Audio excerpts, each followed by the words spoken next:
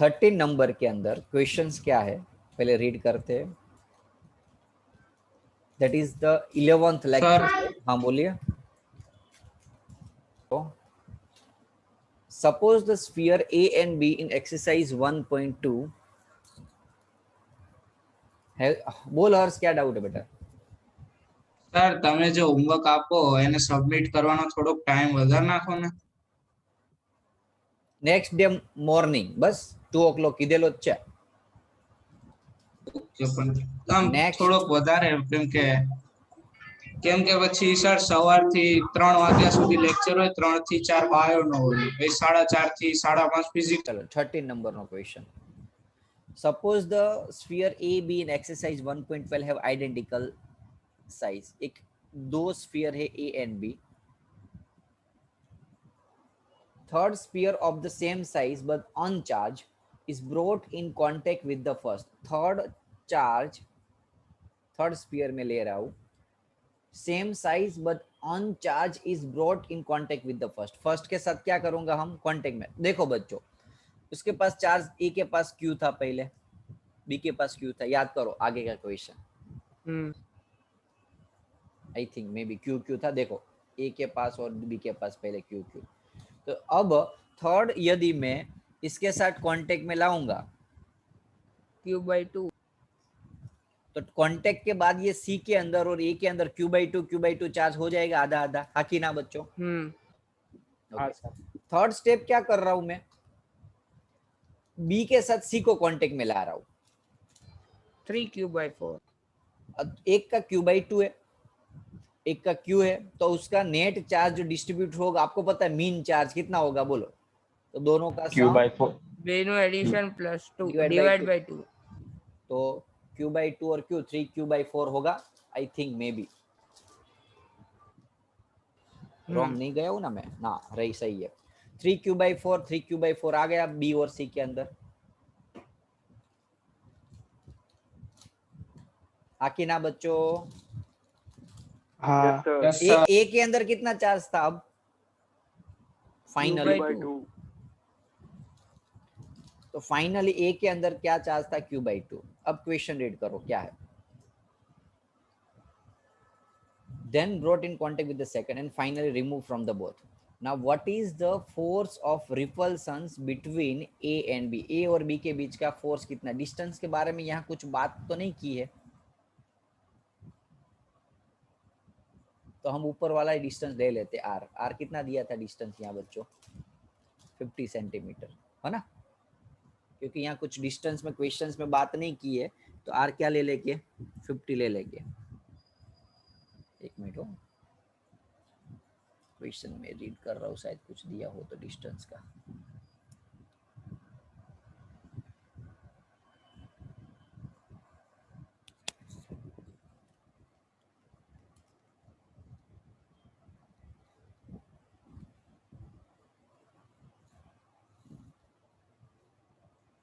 वही ले लेते बच्चों. कौन कितना था ऊपर 50 सेंटीमीटर राइट. क्योंकि दूसरा कुछ दिया नहीं है तो हम ऊपर वाला क्वेश्चन का ही डेटा ले सकते हैं. यहाँ आर की वैल्यू 50 सेंटीमीटर तो मीटर में कन्वर्ट करेंगे. Q1 एंड Q2 कितना ए और बी का फाइंड करना है बच्चों. Force between A and B. A का चार्ज है Q/2, बी का चार्ज कितना है Q1 Q/2 और Q2 3Q/4. तो लगा दो फोर्स का फॉर्मूला बच्चों.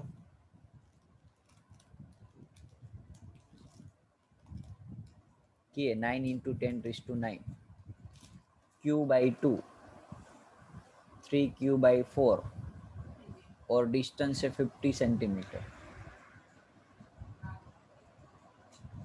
बोलो बच्चों Q की वैल्यू दी है आपको. देखो तो ऊपर दी है सर. कितनी थी Q 6.5 10⁻⁷.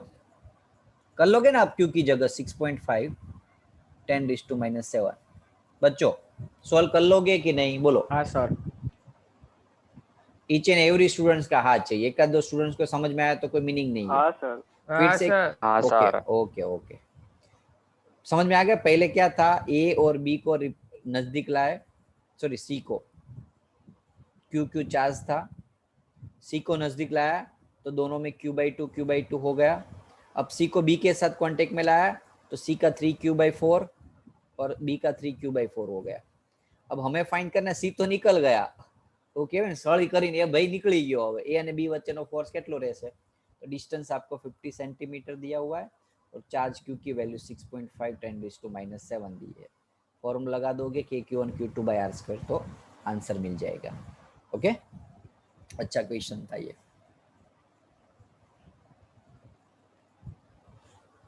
थियरिकल क्वेश्चन है बच्चों। फिगर के अंदर सो द 3 चार्ज पार्टिकल, एक ट्रैक दिया हुआ है कि कोई चार्ज पार्टिकल को ऐसे फील्ड के अंदर से भेजे तो उसका जो क्या बोल सकते हैं, उसका डेविएशन है, राइट, पाथ से डेविएशन होना, उसकी कुछ प्रॉपर्टी है, उसके ऊपर डिपेंडेंट है। क्वेश्चन में लिखा है give the sign of 3 charges. पहले तो साइन बतानी है, बोलो बच्चों। देखो यहाँ पॉजिटिव भाग है तो कॉमन सेंस है कि जो 1 और 2 है वो नेगेटिव चार्ज हो गए, हाँ कि ना? हाँ सर। हाँ सर। कैसे पता चला कि पॉजिटिव और नेगेटिव से अट्रैक्ट होगा? तो 1 की साइन नेगेटिव, 2 की साइन नेगेटिव। रीजन लिखना हो तो attract toward the positive plate, और थर्ड के अंदर आंसर क्या आएगा? Positive, same attract toward the negative. चलो फर्स्ट तो पता चल गया। which part, sorry, give the sign of the 3 charges. Now which particles has the highest charge to mass ratio? charge to mass ratio, देखो charge to mass ratio। देखो यहाँ मास तो कुछ मायने नहीं रखता क्योंकि हमें इलेक्ट्रिक फोर्स के बात, क्योंकि यहाँ जो डेविएशन हुआ वो किसकी वजह से हुआ? चार्ज की वजह से। समझ में आया? ये फोर्स जो लगा वो कूलम्बीय फोर्स लगा, तो कूलम्बीय फोर्स में मास की कोई मायने नहीं रखता। हम चार्ज के बारे में बात करेंगे। तो जिसका, एक मिनट, डेविएशन ज्यादा उसका चार्ज अपन मास का रेशियो ज्यादा, हाँ कि ना? क्योंकि फोर्स का फॉर्मूला क्या है? चार्ज के ऊपर डिपेंड है K(Q/r²। तो force is dependent to Q। जितना बड़ा Q होगा उतना बड़ा फोर्स होगा, हाँ कि ना? हाँ सर। तो यहाँ डेविएशन 1, 2 और 3 में सबसे ज्यादा डेविएशन किसका हुआ? 3 का। तो 3 हैज मोर डेविएट, और मोर डेविएट का मीनिंग मोर फोर्स, क्योंकि ज्यादा फोर्स लगा होगा तो ये डेविएशन ज्यादा होगा, ज्यादा खींचा होगा उसने इस प्लेट ने। ओके, और ज्यादा फोर्स कब लगता है? फोर्स हाई कब होता है? जब चार्ज ज्यादा होता है, तो हाई चार्ज। तो चार्ज ज्यादा यानी कि 3 नंबर का चार्ज अपॉन मास का जो रेशियो है वो बड़ा होगा। अब समझ में आ गया क्वेश्चन बच्चों? Yes sir. अच्छा क्वेश्चन। Yes sir. ओके, तो किसका ज्यादा होगा चार्ज? चार्ज अपॉन मास का रेशियो, तो थर्ड नंबर का, क्योंकि उसका फोर्स ज्यादा है तो चार्ज ज्यादा होगा, और चार्ज ज्यादा है तो रेशियो बड़ा होगा। 15 नंबर। इलेक्ट्रिक फील्ड दी है 3 × 10⁻³ I cap. What is the flux of this field due to the square of 10 centimeter of side whose plane is parallel to YZ axis? Find क्या करना है हमें? फ्लक्स फाइंड करना है। Okay, अब यहाँ 10 centimetre square of a side, देखो electric field E direction में है, एक्स डायरेक्शन में, सॉरी, ये वाई और ये जेड। ध्यान रखना बच्चों, ये वाई और जेड प्लेन हुआ। तो कोई बता सकता है ये वाई और जेड प्लेन में से इलेक्ट्रिक फील्ड मैक्सिमम पास होगी या कम होगी इस प्लेट में से? और ये एंगल कितना होगा? तो देखो इलेक्ट्रिक फील्ड की डायरेक्शन ऐसे है एक्स एक्सिस के अंदर, और इस प्लेट का एक्स और वाई जेड एक्सिस पे जो प्लेन है, इस पैरेलल प्लेट का एरिया वेक्टर भी ऐसे होगा, हाँ कि ना? हाँ। तो थीटा 0 होगा, तो फ्लक्स का फॉर्मूला याद करो, E ds cos theta. cos theta. तो थीटा 0 है यहाँ, और cos 0 की वैल्यू 1 होती है।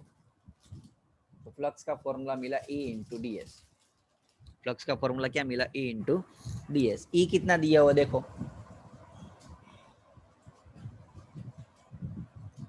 इलेक्ट्रिक फील्ड की डायरेक्शन बेटा यहाँ दी है हर्ष, आई कैप, ऐसा यहाँ पीछे आई कैप लिखा हो, इसलिए हमने एज्यूम किया, करना एज्यूम नहीं है, वही है, इलेक्ट्रिक फील्ड एक्स एक्सिस के अंदर है। ओके, ये जो साइन है ना आई कैप, उससे हमें पता चला कि एक्स एक्सिस पे इलेक्ट्रिक फील्ड। तो E into D S, E कितना दिया हुआ है 3 इंटू 10⁻³ और ds एरिया कितना होगा, तो देखो स्क्वायर है, उसकी साइड कितनी दी है 10 सेंटीमीटर साइड है इसकी, तो एरिया कितना होगा बोलो, एल स्क्वायर यार, 100 तो नहीं होगा लेकिन क्योंकि ये मीटर में कन्वर्ट करना पड़ेगा, ये साइड लिखी मैंने और उसका स्क्वायर किया। बोलो क्लियर है एरिया का? हाँ सर। तो ये पता चला 10⁻², इसलिए लिखे क्योंकि ये सेंटीमीटर में डेटा था। ओके, इसको मीटर में कन्वर्ट किया पहले तो मैंने, और उसका स्क्वायर एरिया। सॉल्व करोगे तो आंसर मिल जाएगा। बोलो कोई डाउट? No sir. ओके, अब दूसरा क्या फाइंड करना है हमें यहाँ कि flux through the same square, वही स्क्वायर, लेकिन एंगल कितना है यहाँ, थीटा 0 था, उसकी जगह थीटा कितना दिया हुआ है एक्स एक्सिस 60। तो बस खत्म, सम वही, बस खाली करेंगे क्या, यहाँ थीटा क्या कर देंगे 60 डिग्री कर देंगे, थीटा 0 की जगह। कर लोगे ये? हाँ सर। cos 60 की वैल्यू कितनी होती है, √3/2 आई थिंक, ना 1/2, 1/2 तो फ्लक्स मिल जाएगा। ओके, दोनों सम देख, सॉरी दोनों ए और बी मिल गए आपका आंसर। कोई डाउट हो तो बताओ, खाली फॉर्मूला डालना था, EDS cos थीटा ध्यान रखना है यहाँ, ये इनडायरेक्टली थीटा दिया हुआ है, डायरेक्ट नहीं दिया। सेकंड केस में डायरेक्टली दिया था आपको और यहाँ इनडायरेक्टली दिया था, तो इनडायरेक्टली जब दिया होता है तब थोड़ा ध्यान रखना है कि थीटा दें। 16 नंबर का question, what is the net flux of uniform electric field E through the cube of 20 centimeter oriented so that its faces are parallel to coordinate plane। एक मिनट, क्वेश्चन कौन सा है? 1.15 through the cube of side 20 centimeter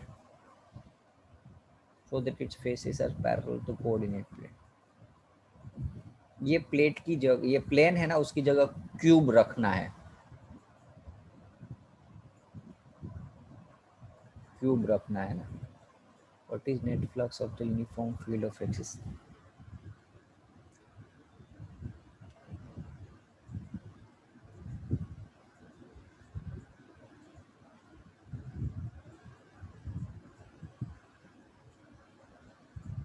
faces are parallel to coordinate plane. थोड़ी figure है ना, उसको चल लेगा।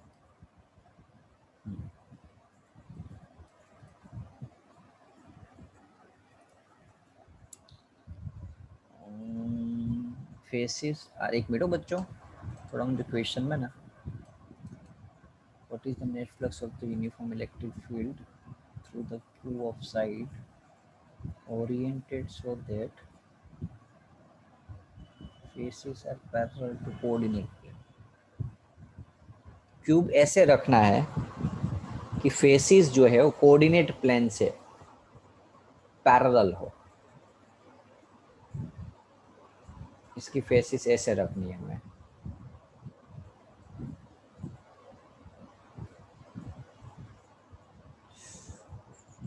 एक मिनट बच्चों,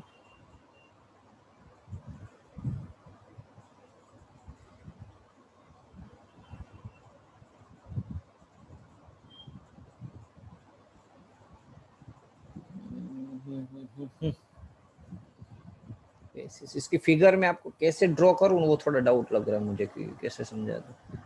यदि पैरेलल है प्लेट से, कोऑर्डिनेट प्लेट से पैरेलल है, हो गया। देखो पैरेलल इलेक्ट्रिक फील्ड ऐसे जा रही है देखो, और इससे पैरेलल है ये फेस, फेसिस जो है वो क्या है, पैरेलल है। ऐसे फेस में से इलेक्ट्रिक फील्ड फाइंड करनी है जो फेसिस पैरेलल है, किससे, इस प्लेन से, कोऑर्डिनेट प्लेन से। तो इसका एरिया वेक्टर नीचे आएगा ds, इलेक्ट्रिक फील्ड की डायरेक्शन ऐसे है तो एंगल 90 डिग्री आएगा। बच्चों खाली मुझे काम करो ना, आंसर देखो तो क्या दे रहा है, 0 दिया हुआ है फ्लक्स। हाँ तो होगा एक ही आंसर, स्टेटमेंट का आंसर हुआ ये। तो देखो पैरेलल है तो क्या होगा, देखो पैरेलल है दोनों एक दूसरे से, ओके प्लेन से पैरेलल, तो ये इलेक्ट्रिक फील्ड और ये, अब इसकी एरिया वेक्टर देखो नीचे जाएगा और इलेक्ट्रिक फील्ड ऐसे जा रहा है तो दोनों के बीच में 90 बन रहा है। सेम यहाँ चीज, एरिया वेक्टर ऊपर जा रहा है, इलेक्ट्रिक फील्ड ऐसे है 90 चीज, तो एंगल 90 डिग्री, तो फ्लक्स 0। याद आया गोस लॉ का कॉन्सेप्ट समझाया था, याद हो तो यस सर। ओके। तो खाली आपको एक स्टेट, ये एक्चुअली क्वेश्चन नहीं है, सॉरी एग्जांपल नहीं है, न्यूमेरिकल नहीं है, एक स्टेटमेंट है खाली, जिसमें आपको आंसर में क्या लिखना है कि भी theta will be 90, okay. Figure बनानी हो तो बनाओ, ना बनाओ तो चलेगा।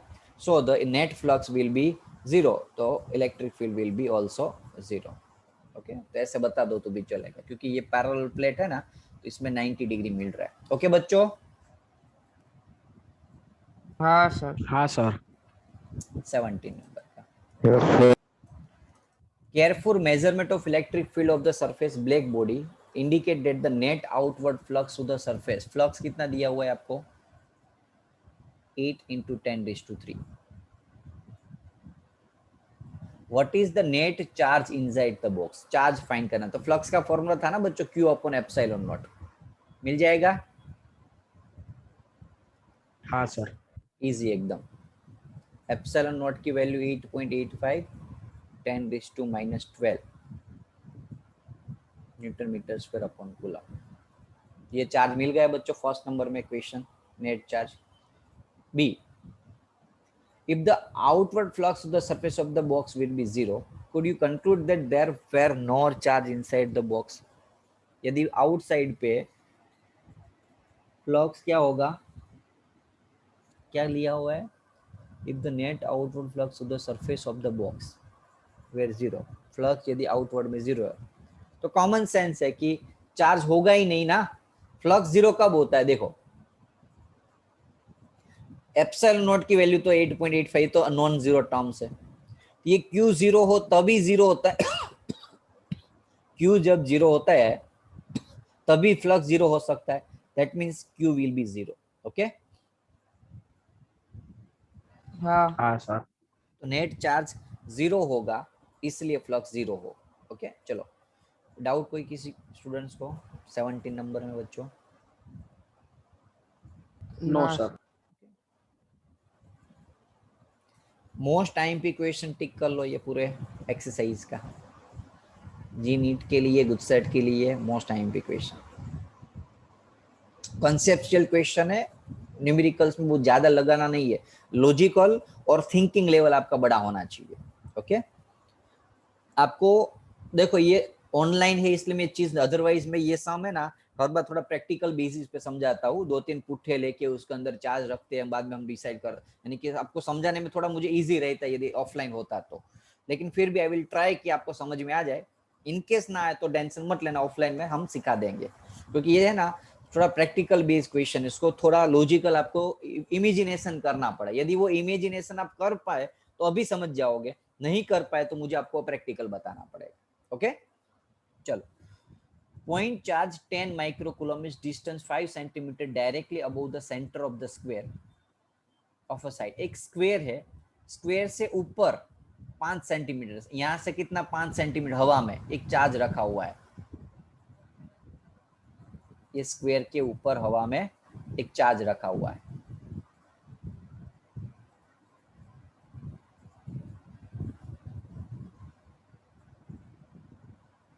Okay. What is the magnitude of electric flux to the square, ये इसके अंदर का फ्लक्स कितना होगा फाइंड करना है, चार्ज कितना दिया हो बच्चों 10 माइक्रोकूलम, तो फ्लक्स का फॉर्मूला है Q बाय एप्सिलॉन नॉट। अब बोलोगे सर इजी तो है इतना कि भाई 10 माइक्रोकूलम डाल दिया, एप्सिलॉन नॉट डाल दिया, लेकिन याद करो बच्चों गोस लॉ के अंदर एक लिमिटेशन थी जो मैंने आपको उस टाइम पे समझाई थी, उसके पॉइंट के अंदर क्या, गॉसियस लॉ कैसा होना चाहिए,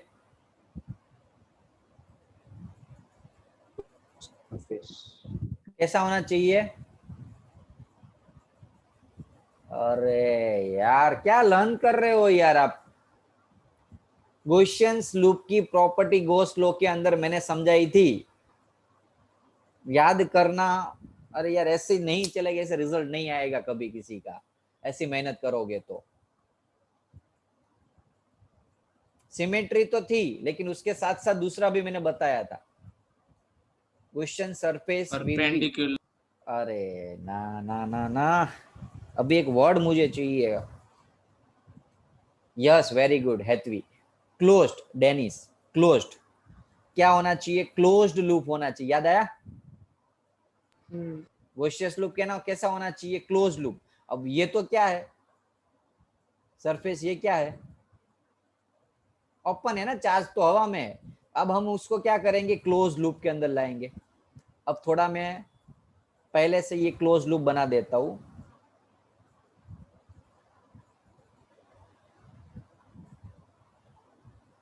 ओके, ये जो भाग था ना स्क्वायर, वो ये है, समझो। समझ में आया बच्चों? और चार्ज हवा में था। यहां मैंने क्या किया, उसको सिमेट्रिकल बना दिया जो नहीं था।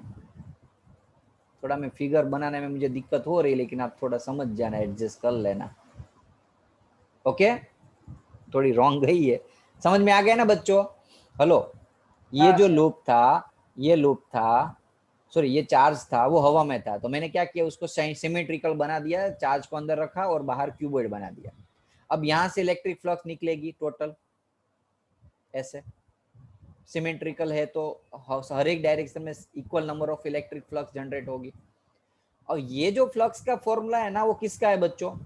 इस पूरे लूप, इस पूरे क्यूब का है। किसका है बच्चों? इस पूरे क्यूब का है। और हमें किसका खाली पूछा है?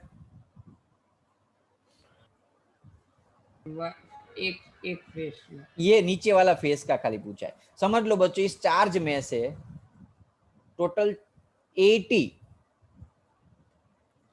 60 नंबर ऑफ फ्लक्स निकलता हो इस चार्ज में से, तो वो सारे ये सारे साइड में एसोसिएटेड होगा, सारे साइड के अंदर, सॉरी सारे स्क्वायर के अंदर फेसिस के साथ। अब हमें खाली इतना ही फाइंड करना है, तो बाकी का तो हमें फाइंड करना ही नहीं है, हमें खाली नीचे का ही फाइंड करना है। तो कितना होगा? तो देखो टोटल फेसेस कितने होते हैं क्यूब के अंदर बच्चों? 6। टोटल क्यूब कितने होते हैं? तो नेट फ्लक्स का ये फॉर्मूला है Q अपॉन एप्सिलॉन नॉट। वो किसके लिए? 6 फेसिस के लिए है टोटल। ये चार्ज अंदर है समझो, तो ये 6 फेसिस के साथ जो फ्लक्स लिंक होगा उसका है टोटल फ्लक्स का फॉर्मूला, ये Q बाय एप्सिलॉन नॉट।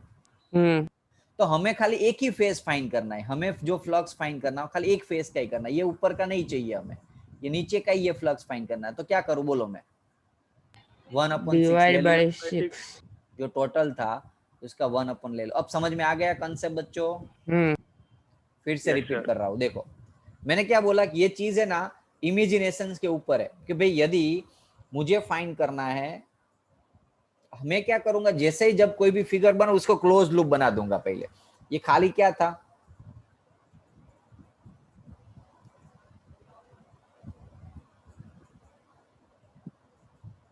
एक मिनट, मुझे ये चार्ज यहाँ हवा में था और यहाँ इसका इतना फाइंड करना है। तो फॉर्मूला मुझे पता है फ्लक्स का Q by epsilon not, Q by epsilon not. लेकिन ये किसका है फॉर्मूला? ये पूरे क्यूब का है, नेट क्यूब का, टोटल क्यूब का है। उसके अंदर 6 फेस आते हैं। कितने आते हैं टोटल? 6 फेसिस। समझ में आ रहा है कि नहीं बच्चों? हाँ सर। अरे यार मैं कैसे आपको समझाऊं यार, प्रैक्टिकल इमेजिनेशन करो यार ये चीज को। भाई मेरे पास एक चार्ज है यहाँ, अब मुझे इतना ही फाइंड करना है, लेकिन उसके लिए मैं गॉस लॉ नहीं लगा सकता क्योंकि ये क्लोज लूप नहीं है। तो मैंने क्या किया, उस चार्ज Q को एक इमेजिनरी गॉस लूप ले लिया। जो क्यूब दिख रहा है दैट इज गॉस लूप, जो क्यूब लिया that is Gauss loop. Okay, अब मैं क्या करूंगा, इसमें से फ्लक्स बाहर निकल रहा है सारे डायरेक्शन में, तो इस पूरे क्यूब का फॉर्मूला है Q अपॉन एप्सिलॉन नॉट। लेकिन हमें किसका फाइंड करना है, खाली नीचे का ही, ये जो नीचे का जो दिख रहा है ना ABCD जो मैंने लिखा उतना फाइंड करना है। तो टोटल जो है 6 फेसिस का Q बाय एप्सिलॉन नॉट आ रहा है, तो मुझे खाली ये एक ही फेसिस फाइंड करना हो तो उसका क्या होगा, जो नेट है उसका डिवाइड बाय 6। अब क्लियर? हाँ सर। क्लियर ना अब? ओके, तो 1/6 इंटू, अब जिसको नहीं क्लियर हो मुझे ऑफलाइन में याद करवाना, उसका प्रैक्टिकल डेमोन्स्ट्रेशन के थ्रू समझा दूंगा। ओके, तो अब इससे ज्यादा अब डिटेल में तो एक्सप्लेन नहीं कर पाएंगे मैं। फ्लक्स टोटल कितना होगा, Q/ε0 1/6 इंटू Q कितना दिया हुआ है 10 माइक्रोकूलम अपॉन ε0 की वैल्यू 8.85 10⁻⁻12। सोल्व करोगे तो आपको फ्लक्स मिल जाएगा ये 1 फेस का। ओके, आंसर क्लियर है बच्चों? हाँ yes sir. Sir. Okay, Yes, अब sir. देखो, अब यही क्वेश्चंस में ऐसे पूछा होता तो क्या करते, बोलो। चलो, एक चार्ज था, यहाँ एक कौन सा लूं मैं, सिलेंडर ले लो, और मुझे इसके अंदर इलेक्ट्रिक फ्लक्स फाइंड करना है खाली इतने भाग के अंदर। तो अब मैं क्या करता इसके लिए, बोलो। सिलेंडर લઈ લો અને Yes. પછી ડિવાઈડ। ओके, अब सिलेंडर ले लेता। अब सिलेंडर का जो एरिया होता है, टोटल एरिया, तो वो हमें जो मिलता है total flux for total area.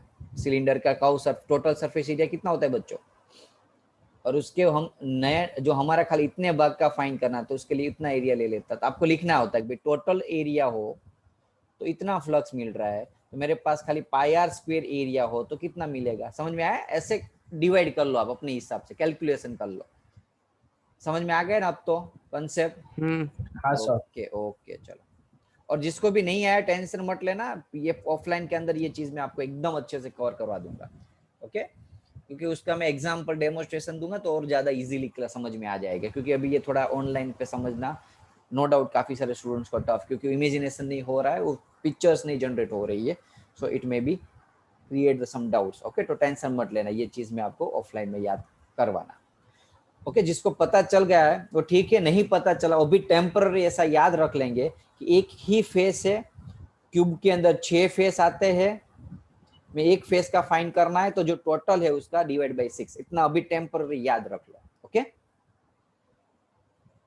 चलो नेक्स्ट ले लेते हैं। A point charge Q at the center of cubic Gaussian surface. What is the net electric flux through the surface? कर लोगे? फ्लक्स फाइंड करना है Q/ε0। Q कितना दिया हुआ है 2 × 10⁻⁻6, ε0 की वैल्यू 8.85 10⁻12।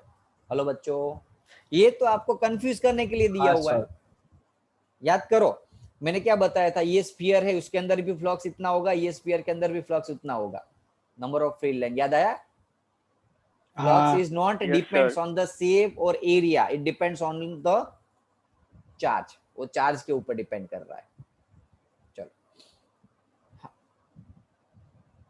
20 नंबर का देखो, समझ में आ गया ना बच्चों? ये तो बहुत इजी था, खाली चार्ज दे दिया हो ना और आपको फ्लक्स फाइंड करना है तो ये फॉर्मूला डाल देना है। गोस लॉ ने एक चीज